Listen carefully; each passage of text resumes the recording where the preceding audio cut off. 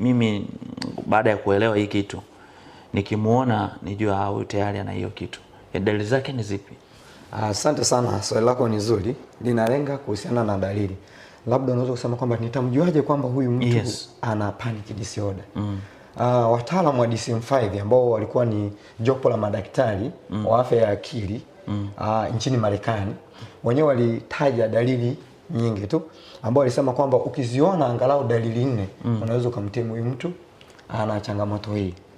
Dalili ya kwanza ni mapigo ya moyo kwenda kasi. Baada ya kuona tukio ama kushtuka, mapigo ya moyo wake yanaenda kwa kasi, yanaenda mfululizo. Na dalili nyingine, kutoa jasho au kuvuja jasho. Anakuwa anatoa jasho jingi sana kwa wakati huo ambao amekumbwa na hiyo changamoto. Kuna dalili nyingine, huyu mtu anaweza akaona kizunguzungu. Akawa na kizunguzungu, mara mwingine anaweza kaanguka.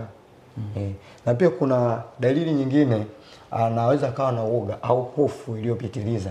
Anaweza kaamini kwamba nakufa, nazimia.